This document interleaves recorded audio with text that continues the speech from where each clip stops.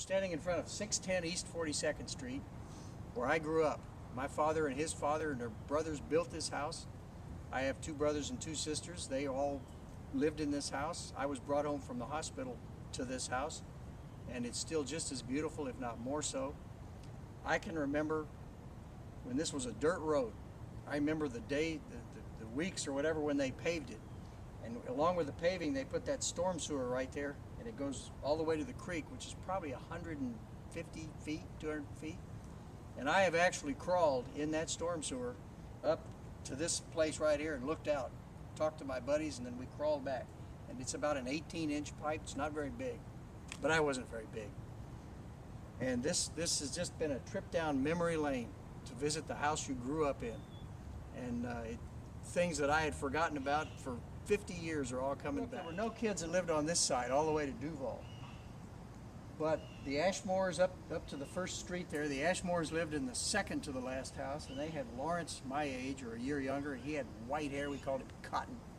And they had his brother David, who ate too much, and their big sister that we just gave fits. She took piano lessons, and God, we ridiculed that poor girl.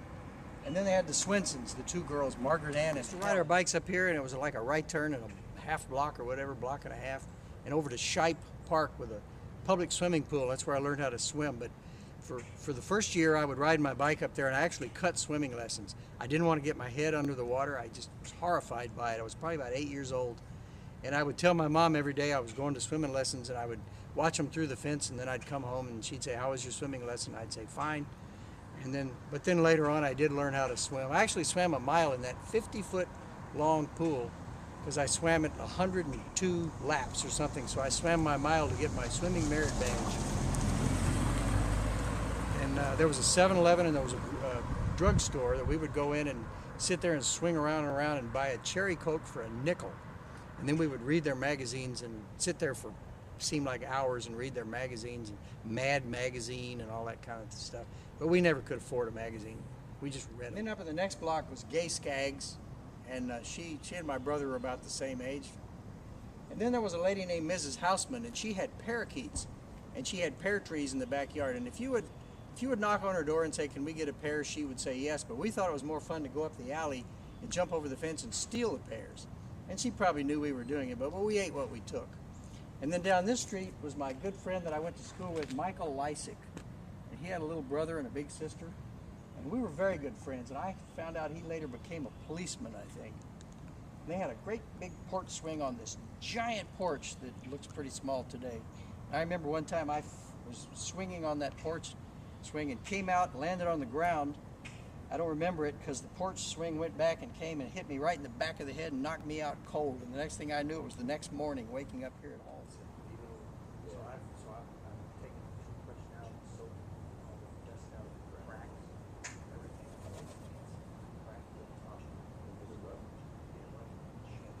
I rebuilt the engine many years ago, but it was always... He came back from World War II, and his brother had been with Patton's Army, and my dad was in the Pacific, and their brother-in-law, there were 3 kids, and they all built houses for each other.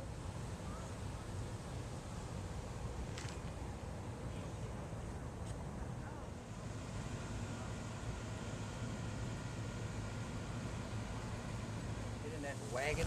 That was a tough turn to make. Yeah.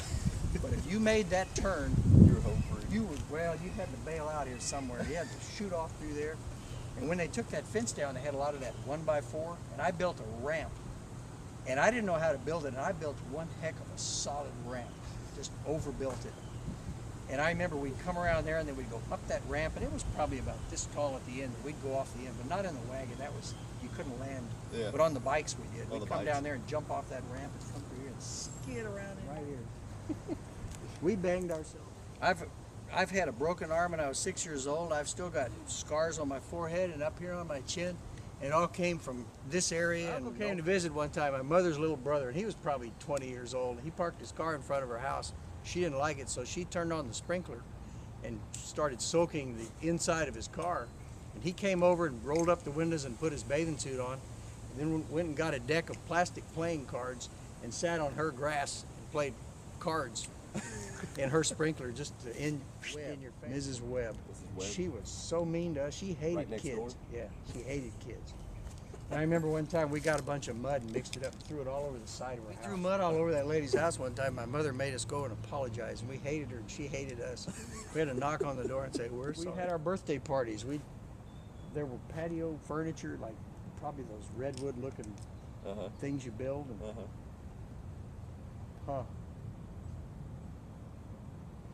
You know how most things look smaller when you drive up? When I drove up, it looked smaller, but this is a nice yard. This is beautiful. My uncle would stay when he'd come. Yeah. And I used to have an electric train. I'd set it up in there and play. I love it. I love it. Wow. So I learned how to play basketball right here on roller skates. We had a basketball hoop up here, and we got so bored it was just too easy. You know, we were kids, you can't play basketball all the time. And so we had roller skates, and they weren't the inline. They were the old metal wheels that you put on your shoes with a key, and we'd play basketball here. Swing around, do a layup, come back in here. The hours I spent in my life right here. There, of course, there's a tree in it now. The bamboo wasn't here. And I'd sit here and dig sand tunnels and play with cars and trains. And then right between these two, there was a dog pen. Really? And it was fenced in, had a big dog house in it, and it was always full of yellow jackets. And if you stick your head in there, you're going to get bit on the head. So you didn't mess with the yellow jackets. Yeah, the yellow jackets are still here.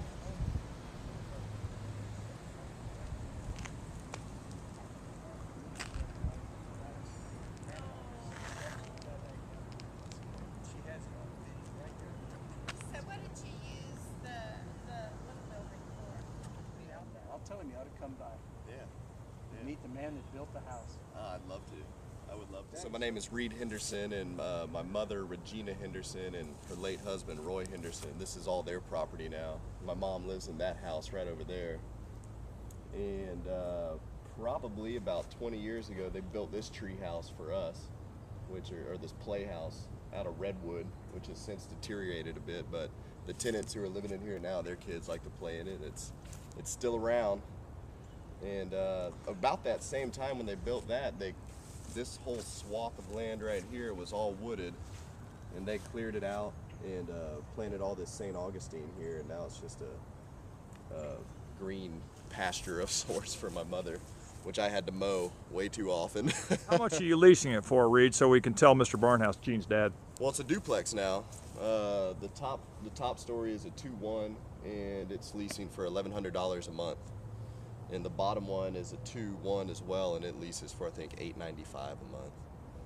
And people love it. They always jump at the chance to rent it. It never takes long to rent out. It's a great property. Is the house for sale? It's not for sale, unfortunately. Well, if you were thinking about selling it, how much would you sell it for, Reed? Oh, you know what? I don't think we'd ever sell that house. It's just it's become part of the compound. My dad would always say he'd never sell his house for less than $1 million. So I never heard a price put on that one. We haven't put a price on that one. We'll probably renovate it someday and actually turn it into a proper house again and get rid of the duplex and have some fun doing that. So you guys will have to come back by then and check it out. So the current Henderson family who owns all this property, my parents, Roy and Regina, bought the house over there back in 1984, and this lot, the lot for that house, extends all the way back to this fence line back here. And I think in 1988, a few years later, they purchased 610 East 42nd Street, and that property line goes about to that swing set or so, I believe. And then in 2004, some developer was going to tear this duplex down, which is where I live now, and he was going to build some big college housing. And my dad was sick of the idea, so he got the money together and purchased that duplex, and we remodeled it. And my brother and I have been living in there for a few years now and enjoying life, and it naturally added to the family compound, which is kind of a joke now, but you know, it's great at the same time. Gene, do that again about the creek flooding. Oh, it's probably, I've seen it up in here beyond the fence. I couldn't tell you how far. Yeah, on rare occasion it'll get up maybe that high, but yeah. It's actually flooded my mom's house once in I think 1982. There was a big flood here in Austin, and then once back in 2004 it got in. kind of like there was kind of like a gated dog pen area here at one point in time. It was probably after you guys Yeah. had gone. Maybe a vegetable garden. They or built something. like a 1x6, 6-foot tall fence across here. We knew how to get through it. Going Yeah, through. we'd loosen up the boards and slip through it. Did you go over there to the Perry Mansion property? Is that what that is? Yeah. That was St. Mary's Girls High School. Okay. And of course Hancock, still there, the golf course. Yeah. We terrorized the golfers. Oh, my brother and I would too. We'd go get golf balls. And Well, we could, just. back then you could get, they had a 2-cent deposit on a Coke bottle. Uh-huh. And they had a Coke machine, and the golfers weren't supposed to take the Coke machine, the bottles out, but they did. And then they'd throw the bottles in the weeds, and we'd pick them up. But a candy bar cost a nickel. You'd get a big Milky Way candy bar for a nickel. So 5 Coke bottles got you and your buddy a candy bar each. Uh-huh.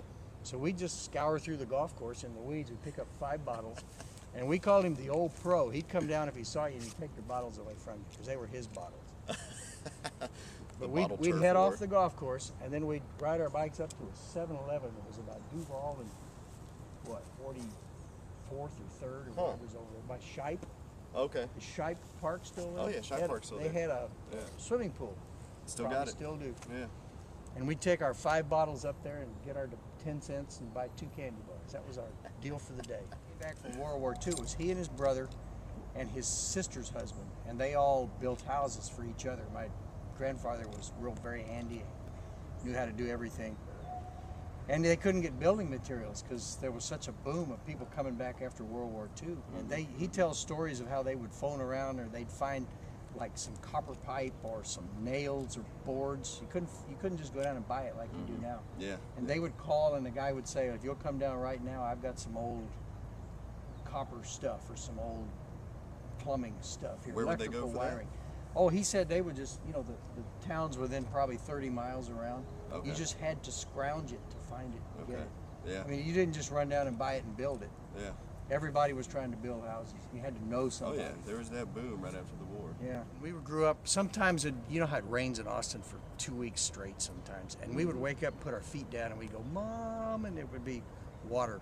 Yeah. And then we would spend the whole time sopping with rags and wringing it out, Yeah. buckets, and it was, and they tried to jackhammer it out many times and put in that stuff that expands when it gets wet, but I don't know that they ever totally cured it, but that's some of those things you remember. Oh yeah. We never locked the front door. When I came home from school, I just walk in. And they kept the car in the driveway there, and they left the keys in it all the time. Left the keys in the car. Keys were in the car all the time. That's how growing up in Austin was like. Yeah. Times have changed. And I was out there playing around one time. I was probably 8 or 10 years old. And it was like a rocket ship or something. I was bouncing around, and I hit the emergency brake and released it. And the car rolled down and went right into, there was a chain link gate across. And the gate stopped the car from going on down the driveway. From taking out And the, I remember my dad was garage. mad, but he was subdued. When I was growing up, it's now a golf course, and it was then, and they had a rec center up in the where the clubhouse is, right in the middle of this golf course. It was a community recreation center, and they had arts and crafts for the little kids. I've still got an ashtray that looks like an Indian canoe that I made up there for my mom. I'm so proud of it, and I still have it on my desk. I keep my change in it. And as you got a little older, you got into the 7th and 8th, maybe the 9th grade, and they had Friday night dances. And you'd go to this thing, and the dance always ended at 10:30 when the parents would come pick the kids up, but we just walked home. And the last song was always a slow dance, and it was always Floyd Kramer's The Last Date. And you would kind of move your way around the room because we were too cool to fast dance. And boy, when that thing was about over, you picked out the little girl you wanted to slow dance with, and you danced with her, and man, you had fantasies for a week. Of course, you were only in the 7th or 8th grade. And that was the highlight of the week. And we would dance. We wore our black loafers with white socks and what we called wheat jeans, and they were made by Levi, but they were kind of a light cream color. And I don't remember wearing a belt. That was cool. And you had a white shirt, and you roll the sleeves up, and that was cool.